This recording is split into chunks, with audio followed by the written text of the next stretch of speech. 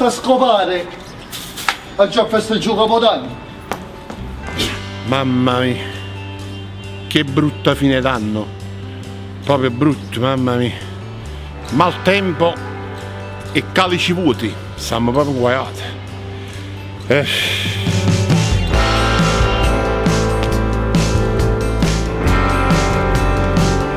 Buona fine e buon principio. Che boh, fa una cosa.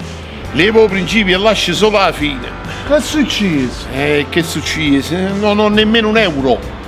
Ah, questo è un problema. È un problema perché volevo scendere e comprare una bottiglia di spumante, non la posso comprare. La bottiglia va lì, eccola qua. No, fa una cosa. Mi fa sentire a nessuno. Che è? Che sta? Dissimo 200 euro. Meglio a bottiglia. Dammi sorda. Meglio a bottiglia. Che me ne già fa sta bottiglia? Devo comprare senza offesa a te pure un po' di pesce. E tu donghi? Oh, è che no, tu non mi piace. No. Ma Ulisse, ne puzzule e baccalà, ne pochi capitoni. Ti piace il capitone? Ancora questo fatto? Dammi i soldi. Tagli di dammi i soldi.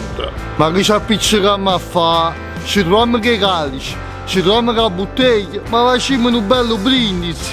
Diciamo brindisi, rapa tu. Che si crea? Don Perignon fatto con bicarbonato.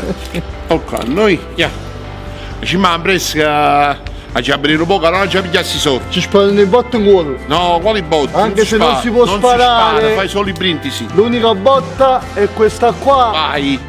Auguri. Ecco qua.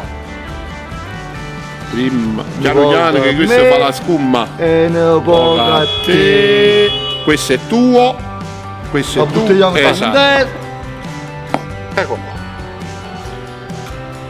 Buon 2021 a tutti! Lasciamoci questo anno alle spalle che è stato così difficile. Iniziamo con un brindisi. Dicono che porti bene. Cin cin! Auguri!